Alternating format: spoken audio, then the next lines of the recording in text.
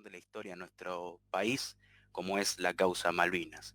Y para eso, antes de comenzar con la disertación de la doctora Sofía, vamos a darle paso a dos importantes personas, una que es la doctora Cecilia Miguel, de parte del Foro Patriótico y Popular, y otra es al doctor Pablo Schurman, desde el Centro de Estudio. ¿Qué tal? ¿Cómo les va? Bueno, quería saludar primero, por supuesto, a la Facultad de Derecho de la UNR y el Centro de Estudios de la Facultad y agradecer.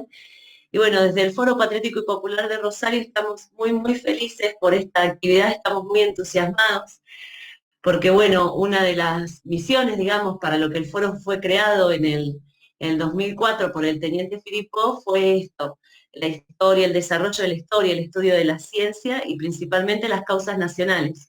Así que para nosotros, para mí como docente de esta casa y como miembro del foro, poder aportar a esta actividad es muy importante, así que estamos muy contentos y les agradezco muchísimo en nombre del foro y por supuesto a todos los que nos están escuchando.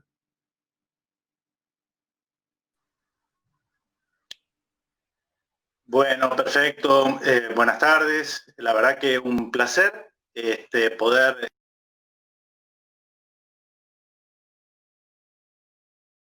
concretar este sueño.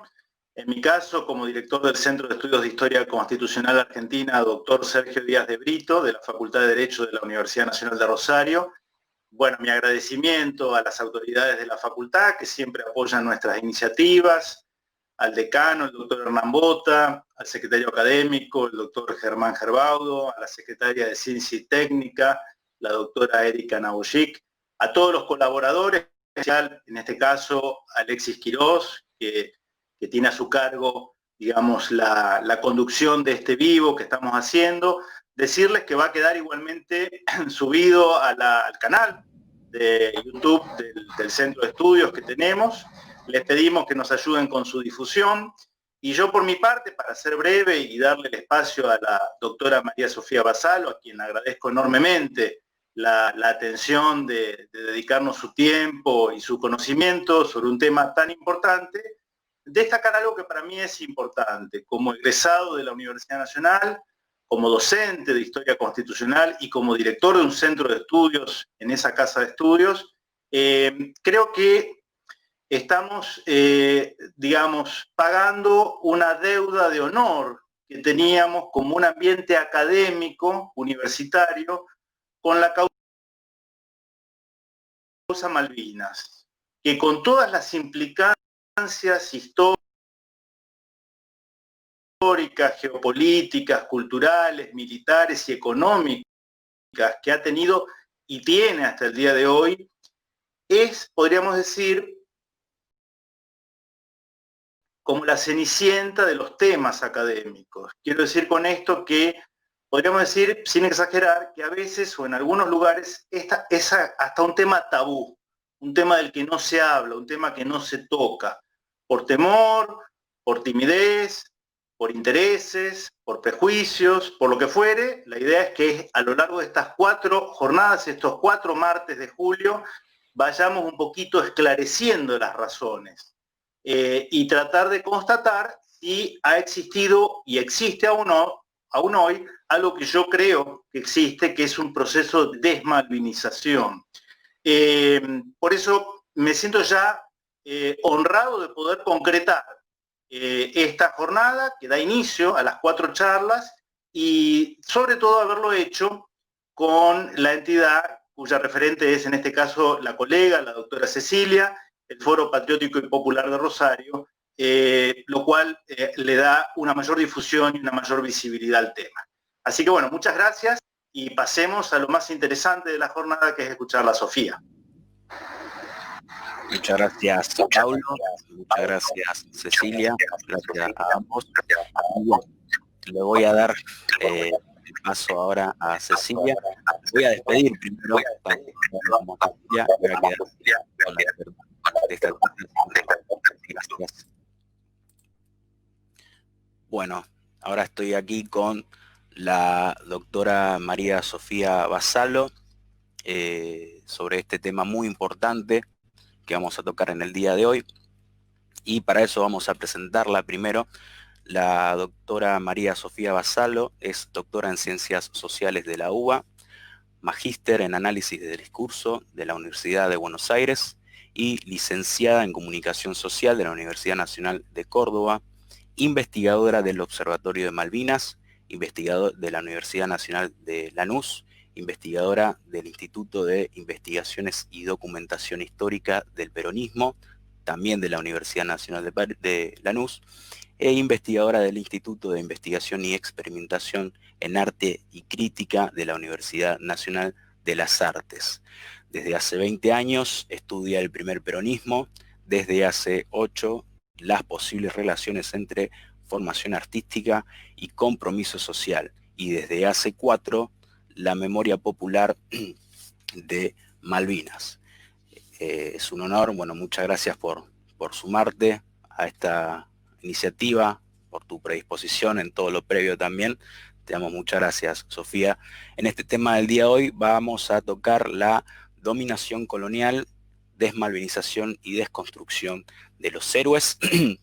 Como dijo Pablo Schurman en su momento, al principio, la idea es que en el mes de la independencia, todos los martes de julio, toquemos una temática distinta, todo con respecto a la cuestión Malvinas. Bueno, hoy es la primera, damos inicio a este ciclo de charlas y conferencias. Vamos a activar el micrófono, ahí estamos. ¿Me escuchás bien, Sofía? Perfecto, perfecto. Muchas gracias, Bien. Alexis, por tu presentación. Bueno, gracias. Bueno, cuando quieras, tenemos preparados un PowerPoint, en realidad lo preparó ella. Cuando vos quieras, me digas, me des el ok,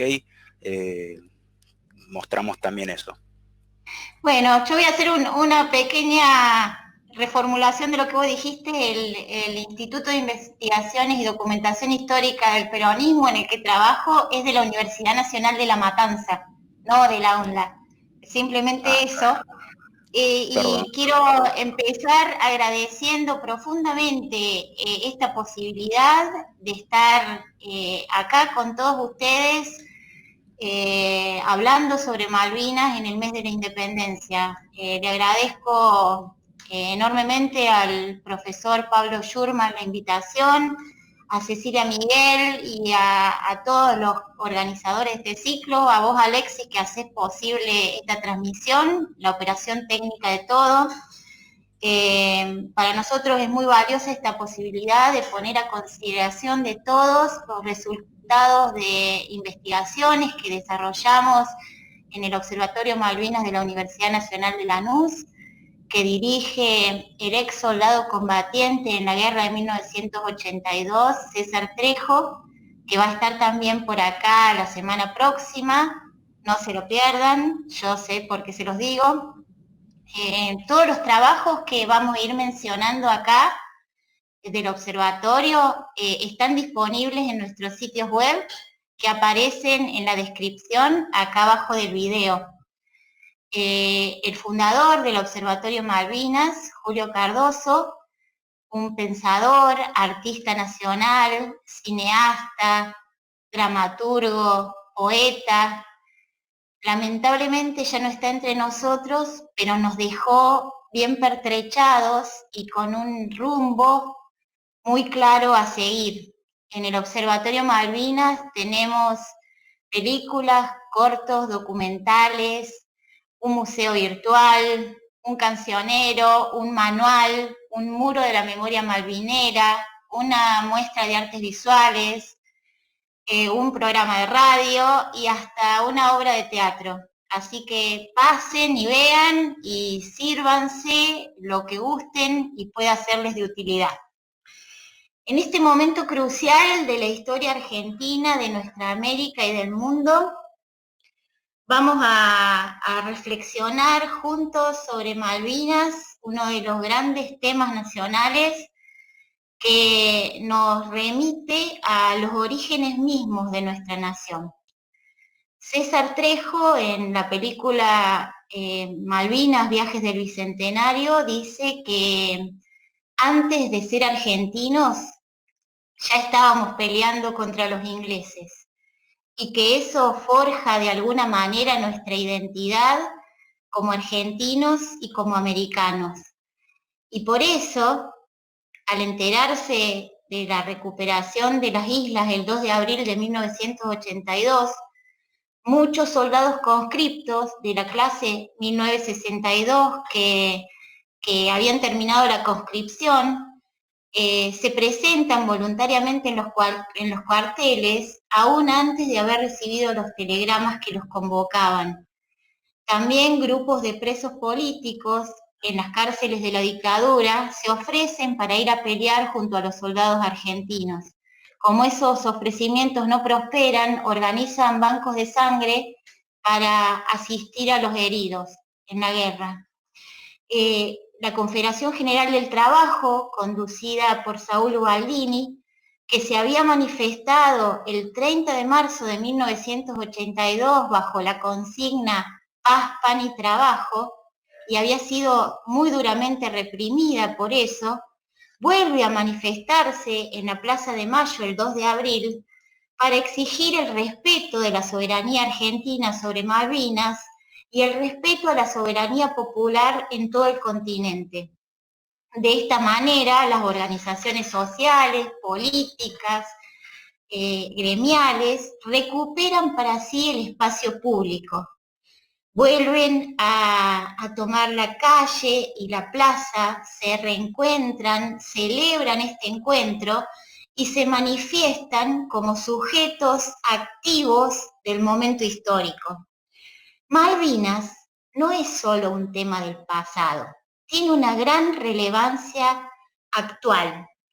Mientras yo hablo con ustedes acá desde Buenos Aires, a 1900 kilómetros al sur, en Malvinas, los británicos tienen poderosas bases militares que constituyen una amenaza permanente para nuestro país y para toda nuestra América. Desde ahí controlan la tercera parte de nuestro territorio, que incluye también nuestro mar. Es como tener la tercera parte de la casa ocupada. Desde Malvinas, los británicos ocupan, controlan y explotan la tercera parte de nuestra casa común, la de nosotros los argentinos.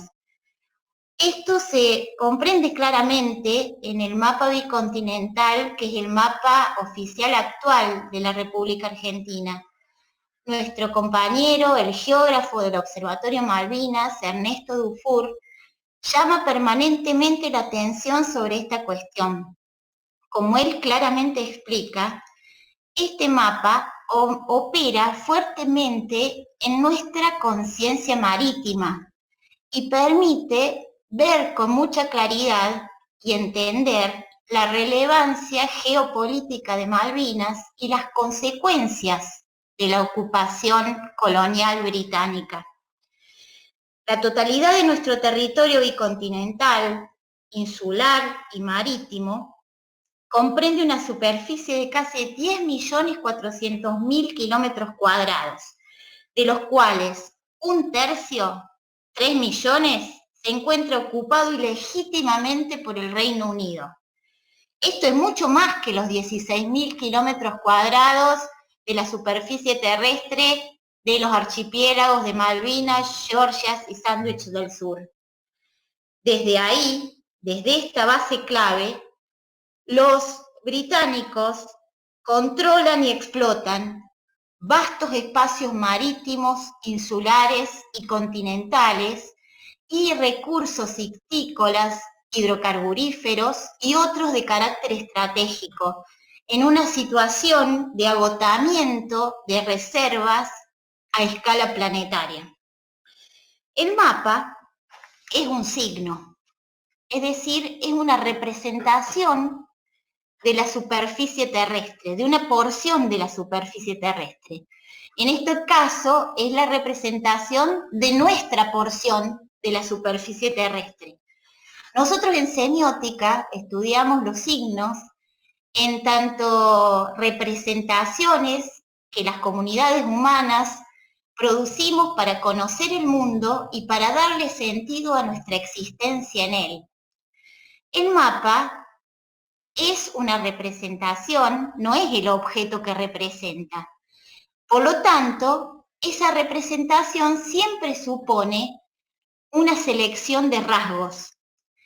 Si el signo representara todos los rasgos del objeto, sería el objeto y dejaría de ser su signo. Este mapa, cada mapa, supone una selección de rasgos que se realiza a partir de un punto de vista particular, que forma parte de una concepción singular del objeto que se representa en el mapa. Para entender esto, vamos a comparar estos dos mapas, el mapa clásico de la República Argentina, al que todos nosotros estamos habituados, que veamos que el centro de este mapa está ubicado en la provincia de Buenos Aires y la región pampeana. Y es muy importante esto porque es el centro del mapa el que organiza la mirada sobre la totalidad. Y fíjense que la Antártida, el sector antártico argentino, está representado a otra escala, puesto como un anexo, yuxtapuesto como un apéndice externa. Este es el mapa producido a partir de una concepción de la Argentina casi exclusivamente como país agroexportador desde la perspectiva del puerto. En cambio, si vemos el mapa bicontinental, que es el mapa oficial actual de la República Argentina, aparece la provincia de Tierra del Fuego en el centro.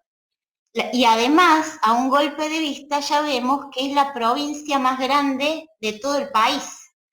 Podemos ver también que los archipiélagos Malvinas, Georgias y Sándwich del Sur funcionan como una especie de bisagra entre los dos continentes, el continente americano y el continente antártico. Esto puede verse así con claridad porque tanto la porción del continente antártico como los territorios insulares y el océano están representados a la misma escala que el resto del territorio. Fíjense que si nosotros comparamos estos dos mapas, el mapa clásico es el mapa de una Argentina trunca, el mapa de una Argentina mutilada. El mapa bicontinental es el mapa de una Argentina que además de ser un país agrícola ganadero, se presenta al mundo como un país marítimo y antártico. Exhibe una inmensa pampa azul que alberga inmensos tesoros también. La guerra, obviamente, no es el camino, pero subsanar la injusticia de la usurpación colonial y de la expoliación permanente de los recursos naturales de todos los argentinos está estrechamente ligada a la resolución de muchos de los grandes problemas nacionales actuales. Permítanme una cita poética que expresa mucho más claramente que yo lo que quiero decir. Es de Julio Cardoso, en Malvinas, cartografía de nuestros propios sueños. El cartógrafo anota lo que le interesa, en dónde hay agua, si el agua es navegable, potable, útil, dónde están los puertos, cómo están dispuestos los obstáculos, los pasos naturales, la calidad de las tierras, la población, sus defensas. Hacer un mapa es dibujar el teatro en donde el autor proyecta realizar un sueño. Por eso siempre es mejor guiarse con mapas hechos por nosotros mismos. Si el mapa que seguís no es el tuyo, es posible que sin darte cuenta termines trabajando para el sueño de otro. Como muestra y demuestra el profesor Marcelo Ullo, Malvinas es la parte visible de un sistema de dominación invisible. Hoy nos vamos a ocupar acá de una dimensión fundamental de este sistema de dominación invisible, lo que en relaciones internacionales se llama poder blando y en otras ciencias sociales asociamos al poder simbólico. Nos vamos a referir a las disputas por la memoria de Malvinas, a lo que se ha dado en llamar desmalvinización, en el marco de la cual se produce la convocatoria a deconstruir a los héroes. Con el nombre de poder blando, el politólogo estadounidense Joseph Nye define a la capacidad de un Estado para persuadir a otros para que asuman como propios sus objetivos. Gran Bretaña ha sido una de las potencias imperiales que mejor ha desarrollado el poder blando sobre sus colonias y semicolonias. Como explica Frantz Fanon, una de los secretos de la dominación colonial es entrenar al colonizado a pensarse y verse a sí mismo a partir de los ojos del colonizador. Así es que la disputa por el poder sobre las cosas, los territorios, los recursos naturales, los grupos sociales, las naciones, está estrechamente asociada a la disputa por el sentido común, por la visión del mundo que habilita determinadas relaciones de dominación o las discute. Así es que, como define Pierre Bourdieu, el poder simbólico es el poder de hacer ver y creer, de confirmar o de transformar la visión del mundo y por ello la acción sobre el mundo. Por lo tanto, es el poder por el cual se confirma o transforma el mundo, un poder casi mágico que permite obtener lo que es obtenido por la fuerza física o económica sin gasto equivalente de recursos. Por eso entendemos que la batalla cultural es fundamental y que una disputa central por la soberanía argentina se libra en los corazones y en las mentes de los argentinos.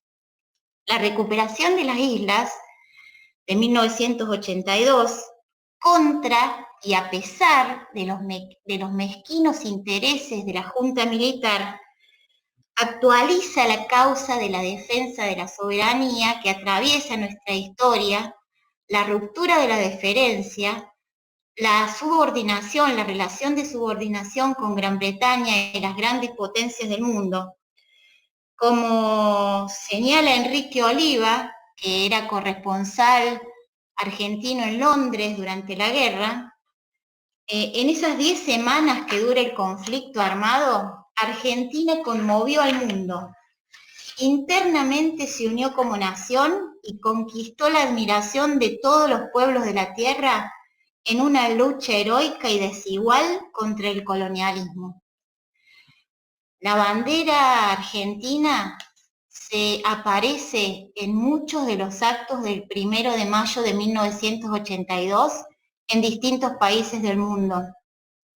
En las embajadas argentinas de Perú, Panamá, Venezuela, Cuba, ciudadanos de esos países se presentan para ir a luchar como voluntarios junto a los soldados argentinos. En Venezuela se realiza un apagón en repudio al hundimiento del crucero General Belgrano.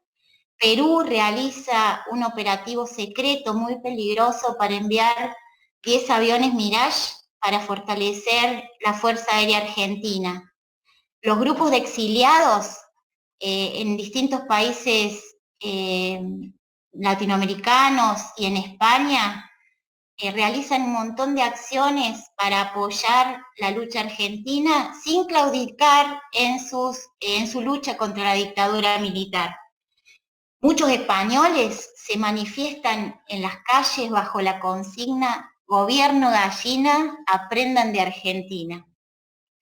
Esa experiencia colectiva, el estar junto con otros argentinos en la vivencia extrema y límite de una guerra contra los históricos adversarios, produce un reencuentro, la revitalización de un ser en común, la nación, con su carácter rebelde e insurrecto, con su capacidad de rebelarse contra los poderes del mundo como en los orígenes.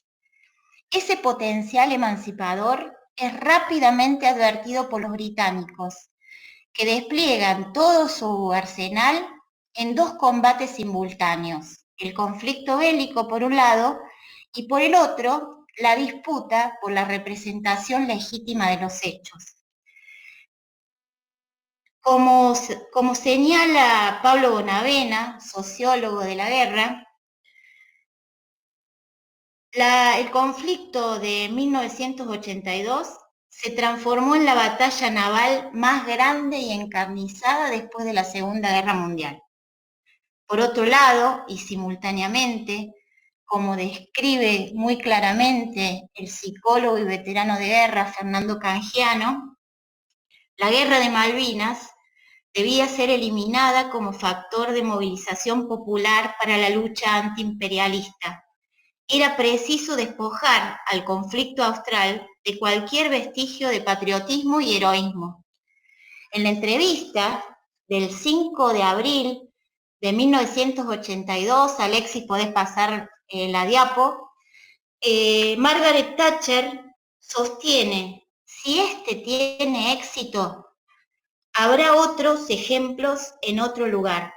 Sin eufemismos, Winston Churchill nieto, periodista y político, afirma: a los argentinos hay que revolcarlos en la humillación para que nunca jamás piensen en pretender territorios británicos.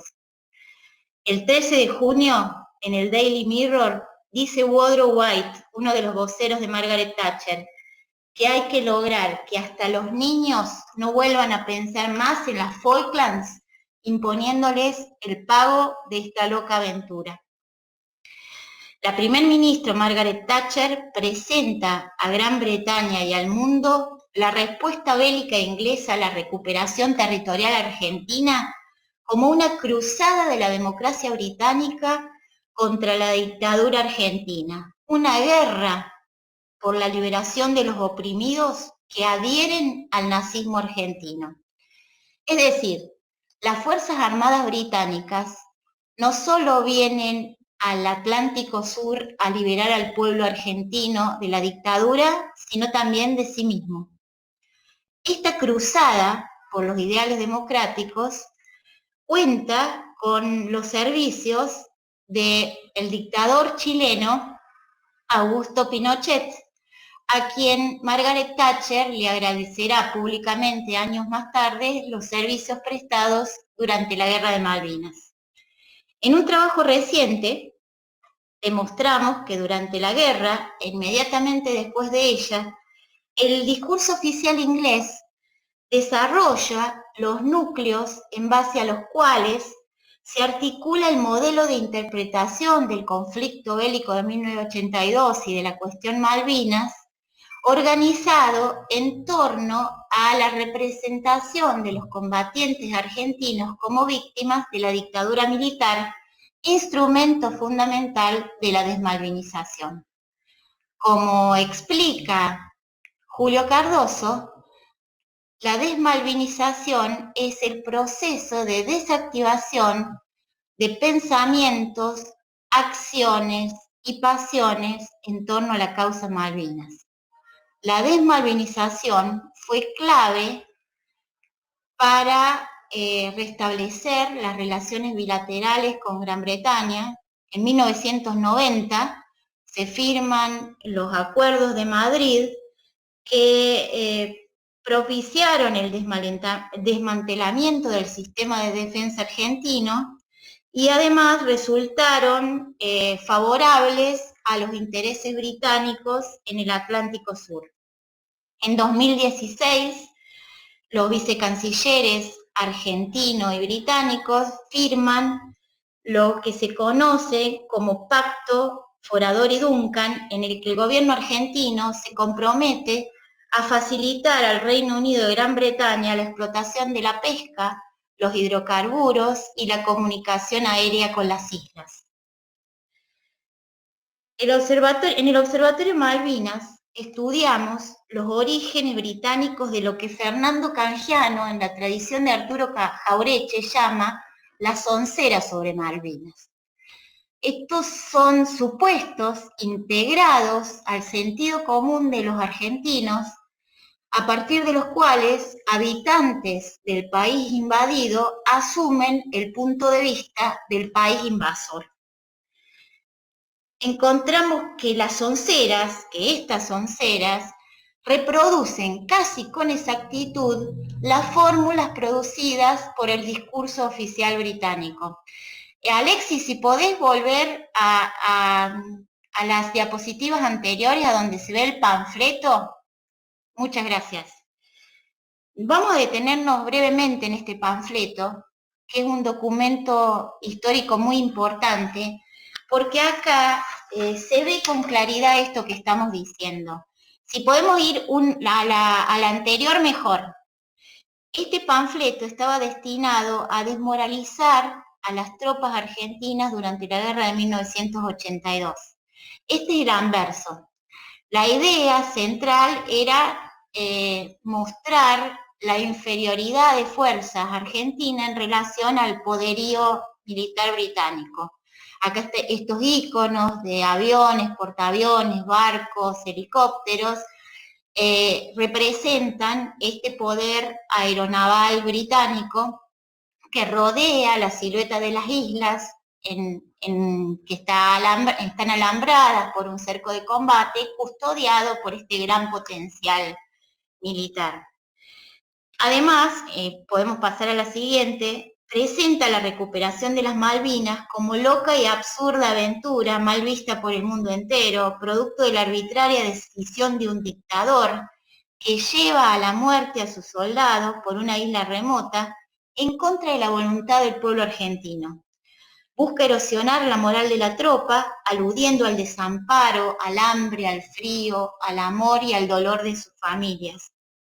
Funcionarios del gobierno británico y de algunas reparticiones de la BBC critican duramente la tosquedad, ineficacia de estos panfletos, están mal escritos, incluso dicen que parecen hechos por principiantes.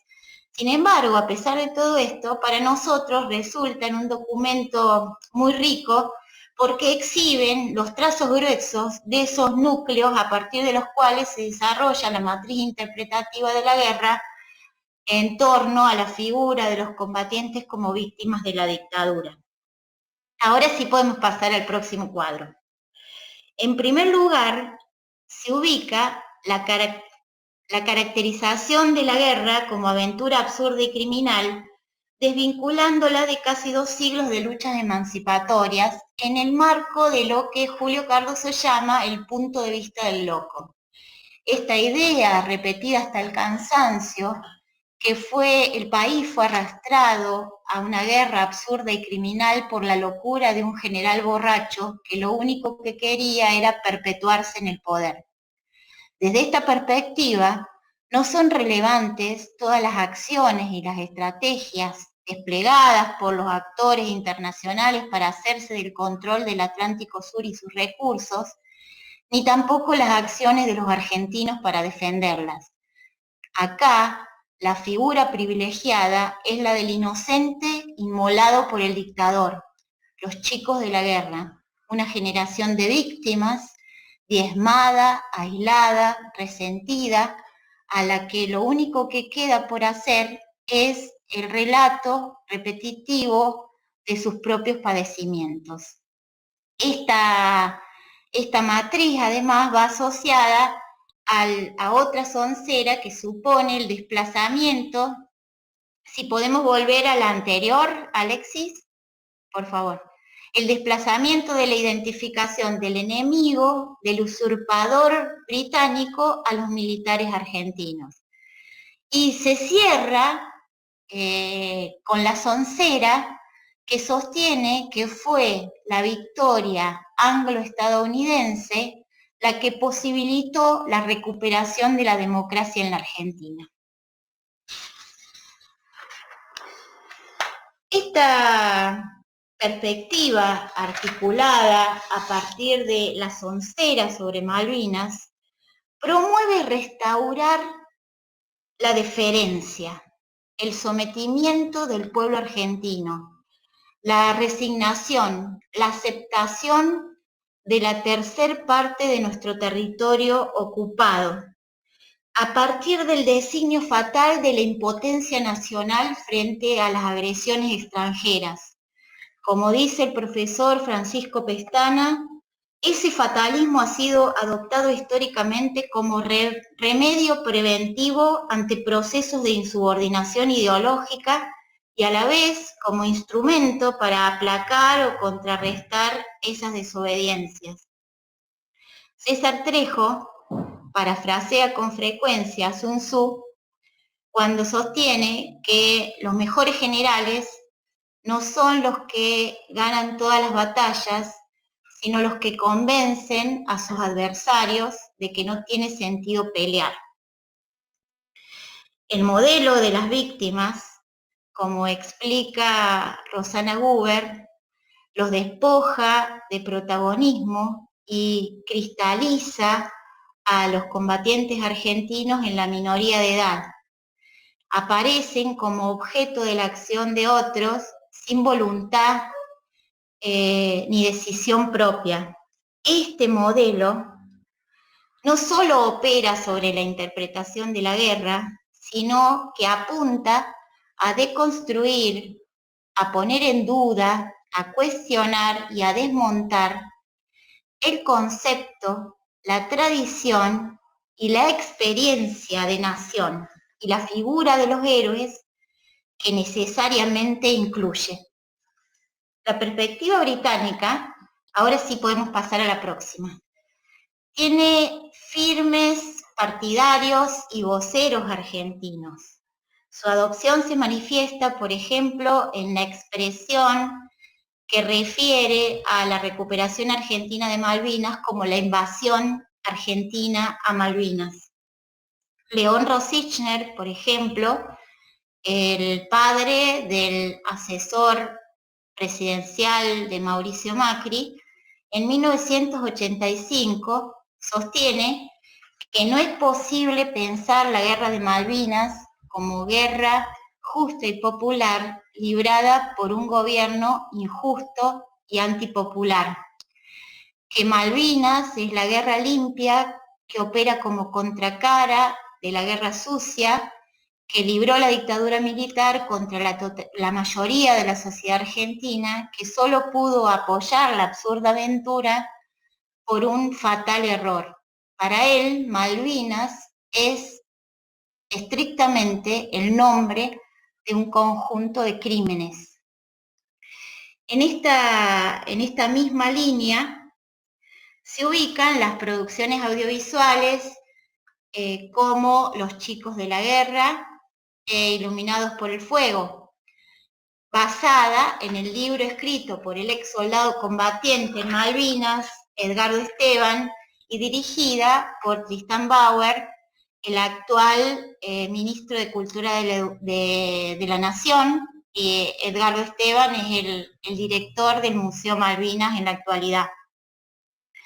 En el año del 30 aniversario de la Guerra de Malvinas, un grupo de intelectuales, artistas y periodistas muy reconocidos publican en Página 12 un documento titulado Malvinas, una visión alternativa, a donde se refieren a la trágica aventura militar de 1982, a la cuestión Malvinas como un tema menor de la agenda pública nacional, a la necesidad de respetar la autodeterminación de los habitantes de las islas, y a la necesidad también de abandonar la agitación de la causa Malvinas.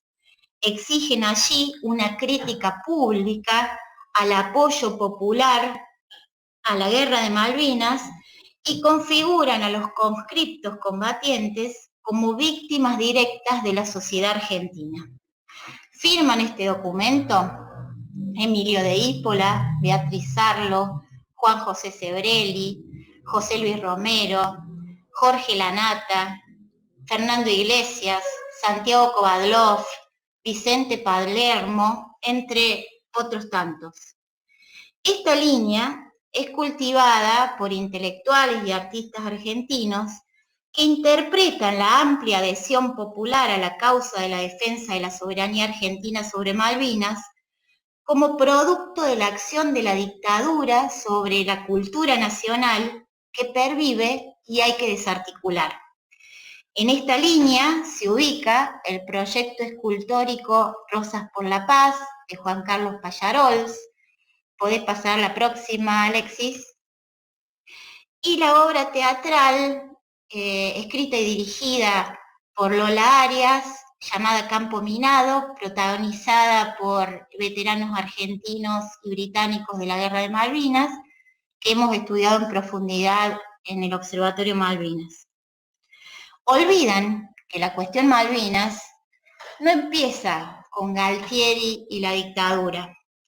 Desconocen el carácter originario de una tradición histórica y los potentes e insoslayables antecedentes históricos como las políticas del primer peronismo sobre la Antártida y las Malvinas. Parten de la negación del pueblo como sujeto activo, como protagonista de la historia. Para ellos el pueblo solo puede ser objeto de la manipulación de otros. Para nosotros, pueblo no es solo una expresión ideológica nativa. Pueblo es un concepto que da cuenta de relaciones realmente existentes. Es un modo de constituir la unidad del grupo. Es un nombre de la comunidad nacional. Después de la guerra, gobiernos nacionales implementan acciones para promover el olvido de la guerra, de los muertos, de los sobrevivientes y de la causa por la que pelearon. Sin embargo, a pesar y en contra de esas políticas del olvido, aparecen en todo el territorio nacional y en los cuerpos que lo habitan múltiples marcas de la memoria malvinera en el paisaje. En el proyecto Gráficas del Pueblo, Memorias de la Causa Malvina en el Paisaje, estudiamos monumentos, grafitis, banderas, remeras, tatuajes, carteles, murales, vehículos ploteados y objetos de muy diverso tipo que argentinos de distintos lugares del país expresan a partir de ellos las formas en que sienten, perciben, intuyen, valoran, conciben y organizan sus relaciones con el suelo que habitan, con el resto de los argentinos, con nuestra América, con Gran Bretaña y con las grandes potencias. Entendemos que estas expresiones populares de la memoria de Malvinas constituyen llaves de la caja negra de la configuración cultural argentina. Son manifestaciones del trabajo social sobre la nación y exigen singulares modos de relación entre los argentinos con los adversarios, con la tierra y con el cielo, la dimensión de lo sagrado, con el pasado, el presente y el futuro de la Argentina. La inmensa mayoría de las marcas malvineras representan a los combatientes como héroes y a la recuperación de Malvinas como gesta nacional. Como señala Francisco Pestana en los viajes del Bicentenario, la desmalvinización generada desde arriba hacia abajo produjo el movimiento inverso, la remalvinización de abajo hacia arriba. La épica ausente en muchas de las más reconocidas obras literarias y cinematográficas emerge con fuerza creciente en estas gráficas del pueblo. Estos pequeños y grandes homenajes son modos diversos de mantener viva la memoria de Malvinas, de hacer el duelo colectivo por los muertos y de honrar a los héroes. Así es que con todas sus variaciones, Las marcas de la memoria malvinera permiten sostener la fortaleza simbólica necesaria para avanzar en la recuperación del dominio territorial. Por eso se multiplican también los intentos por desalentar, por parar, por interrumpir, por desprestigiar estas expresiones populares de la memoria de Malvinas. Porque tratan de convencernos de la derrota, de la futilidad de la defensa de la soberanía y del proyecto nacional, de su carácter atávico y anacrónico.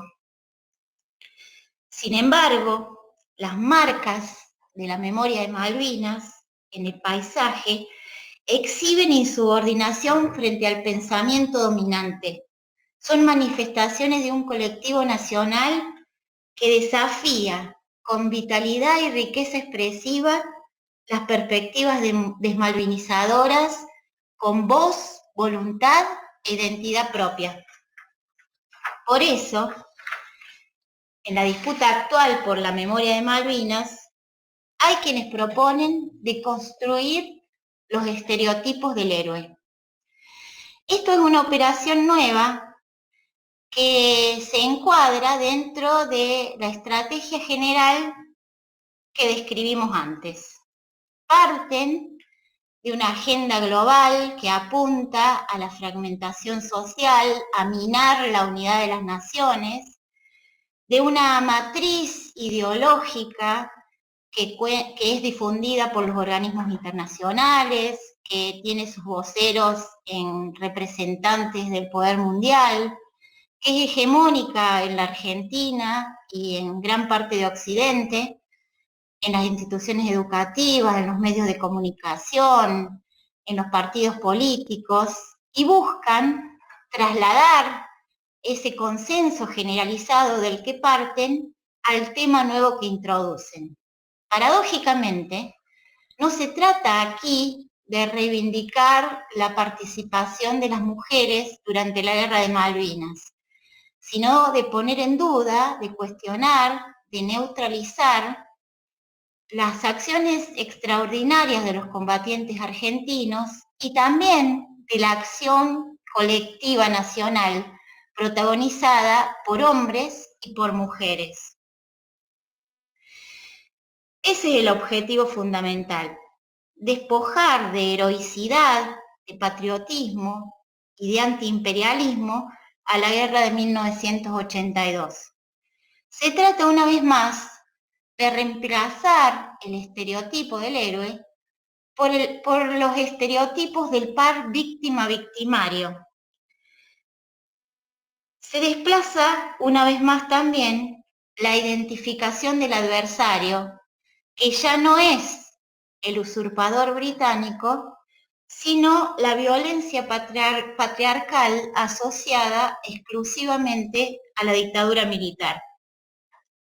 Argumentan que los atributos que configuran a los héroes de Malvinas son los propios de la masculinidad heteropatriarcal, la fuerza física, el coraje, la valentía. Esa masculinidad hegemónica que denuncian niega la sensibilidad y la dimensión afectiva. Pero los atributos que miles de argentinos reconocen en los combatientes de Malvinas no se encasillan en esas categorías. Los héroes, consagrados popularmente como tales, exhiben rasgos heterogéneos, valentía y coraje, pero también espiritualidad, sentido de la trascendencia, astucia, empatía, solidaridad, generosidad y amor. Muchos argentinos saben que para enfrentar a un adversario como Gran Bretaña, la valentía y la fortaleza física y espiritual son indispensables. En los habituales usos laxos del término de construir y cuestionar, poner en duda, desmontar, desarmar, neutralizar, los teóricos de la deconstrucción y sus voceros proponen deconstruir todo menos su propio punto de vista. Para nosotros, entonces, el desafío es deconstruir al deconstructor. Así que vamos por parte. La noción corriente del estereotipo remite a una representación cristalizada. Se lo concibe exclusivamente como un esquema reductor, opresivo, al que hay que denunciar. Sin embargo, no todo estereotipo es coercitivo.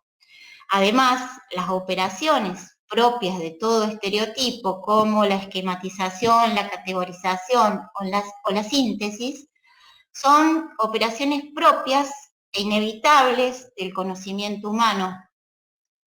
Para conocer, necesitamos asociar lo que percibimos a esquemas preexistentes, que son los que nos permiten comprender el mundo y actuar en él. Las representaciones colectivas son fundamentales para la unidad de los grupos y para sus identidades. Las acciones heroicas, individuales y colectivas de los combatientes argentinos durante la guerra no son el invento de algunos adoradores de las balas.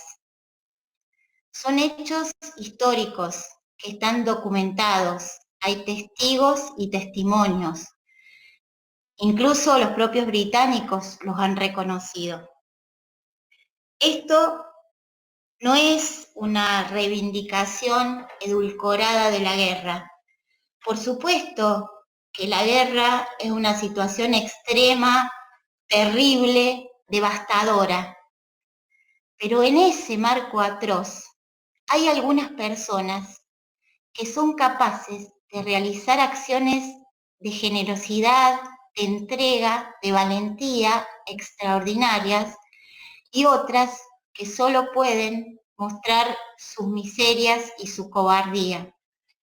César Trejo sostiene que un héroe no es un ser extraordinario, sino una persona ordinaria que, puesto en una situación extrema, saca lo mejor de sí para defender un bien superior. Es decir, que el héroe es la encarnación de la virtud, el espejo donde queremos mirarnos para ser mejores. La acción extraordinaria del héroe no es autorreferencial. Siempre se trata de una entrega concreta y efectiva a otros, y la ofrenda máxima puede ser hasta la de la propia vida. Estos héroes surgidos de entre el común de los mortales producen admiración, respeto, afecto, identificación, orientan concepciones y acciones. No se trata aquí de héroes mitológicos o literarios. Son héroes históricos que traccionan el curso de la vida en común y encarnan en sus actos heroicos la esperanza de la comunidad nacional acerca de su propia capacidad para rebelarse contra los invasores y también para realizar un proyecto soberano. Por eso son héroes incómodos, molestos, a los que se propone deconstruir, desarticular, para neutralizar. Nadie se hace héroe a sí mismo. Nadie se constituye en héroe solamente por sus propias acciones extraordinarias. Es el reconocimiento de los otros el que los hace héroes. Y además, es ese reconocimiento. Por eso, cuando se los ataca a ellos, no solo se busca desprestigiar a estas personas, sino también se ataca a la comunidad que los ha consagrado como héroes. Y en ese mismo acto de reconocimiento, la comunidad se fortalece a sí misma como sujeto colectivo capaz de defenderse y de rebelarse contra los poderes del mundo. En la guerra de Malvinas se caracterizan como heroicas múltiples acciones individuales, pero también la acción colectiva nacional contra la fuerza de ocupación británica. Hace un par de sábados escuchaba una de las grandes entrevistas que Juan Natalicio les hace a los veteranos de guerra en su programa de radio Malvinas Causa Central. Creo que el que hablaba, si mal no recuerdo, era Santiago Mambrín, que expresaba la importancia de que los veteranos cuenten la experiencia y que digan la verdad. Él decía, el que peló papa, que diga, yo pelé papa. Y yo me quedé pensando, como siempre que los escucho, me quedo pensando, que esa acción de pelar papas es también vital y esa acción pequeña también hace posible la acción heroica colectiva. Los cultores de la autodenigración nacional, de la fragmentación de la sociedad argentina, pretenden quitarnos el derecho a tener héroes, a sentirnos herederos de una tradición histórica, parte de una comunidad, y a reivindicar esa identidad. Pero la pertenencia a colectivos de distinta magnitud y naturaleza es propia de la condición humana. Negar la argentinidad, con su rebeldía, su irreverencia y su potencial insubordinación fundante, es una estrategia de dominación. Resulta paradójico que algunos de quienes más defienden la identidad de las minorías son los que más se empecinan en desmontar y atacar la unidad de las naciones. Lo que acá se dirime entonces no es una disputa entre cierto feminismo posmoderno y el patriarcado. La encrucijada nacional actual es, una vez más, liberación o dependencia. La lucha por la justicia social, por la igualdad, por las condiciones de vida dignas para todos y cada uno los que habitamos este suelo, es necesariamente anticolonial. Como decía Evita, la patria dejará de ser colonia o la bandera flameará sobre sus ruinas. Que no nos confundan, no seamos instrumentos de la ambición de los que se creen los dueños del planeta. Y especialmente nosotros, los que trabajamos, estudiamos, enseñamos e investigamos en las universidades nacionales, que recordemos cada día que podemos hacerlo y seguimos haciéndolo aún en esta situación de extrema que nos toca vivir, gracias al esfuerzo material de todos nuestros compatriotas, incluso de aquellos que ni siquiera pueden soñar con venir a la universidad y que cada día libran una batalla por su propia subsistencia y por la de sus familias. Hoy más que nunca tenemos que ser valientes para poder insubordinarnos frente al pensamiento dominante y producir, y que los conocimientos que producimos y las competencias que desarrollamos en nuestras universidades puedan verdaderamente aportar a la puesta en marcha de un proyecto nacional que nos saque del lugar a donde estamos sumergidos. Mal que les pese a algunos, Argentina tiene héroes. Muchos caminan entre nosotros, otros yacen en el suelo malvinero o en el Atlántico Sur, ejerciendo soberanía con su cuerpo y con su sangre. Ellos nos interpelan, nos desafían a que nos hagamos cargo de lo que nos toca en esta situación difícil de este presente que nos toca vivir. Muchas gracias. Bueno, muchísimas gracias, doctora María Sofía. Muy claro todo. Muchísimas gracias por toda la preparación, por toda la previa, todo lo bien que que se nos aclaró muchísimos temas. La verdad que siempre es enriquecedor y sirve muchísimo. Hay una pregunta en el chat, si podés responderla, la respondes, si no, no hay problema, trataremos de tenerlo en cuenta para las próximas charlas, si no se puede, no hay problema, quede tranquila. La pregunta es una con respecto a relaciones diplomáticas. Dice Gabriel Sosa, ¿cuál es el efecto de las relaciones diplomáticas, aún aquellas que todavía no sabemos, entre paréntesis, gestión Susana Malcorra y Jorge Forí, cierra paréntesis, desde nuestra posición actual? Esa pregunta yo preferiría dejársela para César, que viene el martes que viene, que es especialista en esas cuestiones. Muy bien, muy bien. Bueno, muchísimas gracias. Por ahora no hay más. Calculo que si hay algunas preguntas, como ya dije, lo vamos a responder a lo largo de toda la charla. No se olviden que son varias charlas durante julio. La próxima también tenemos una en donde va a estar César Trejo. Y después los siguientes martes de todo el mes. Así que bueno, a eso muchísimas gracias. Te quiero agradecer por toda la predisposición. También agradecer a algunas personas puntuales, al doctor Hernán Bota, que es el decano de la facultad, gracias por la Facultad de Derecho de Rosario, gracias por sumarse.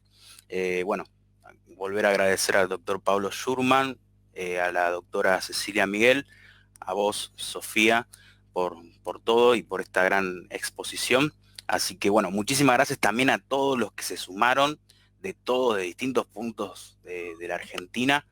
Una actividad muy enriquecedora, hemos tenido muchísima gente que se ha sumado, así que bueno, esperemos que el resto de las charlas sigan sumándose y tengamos este gran público. Así que bueno, muchísimas gracias a todos, nos vemos el próximo martes a las 18 horas por este mismo medio y gracias, lo esperamos.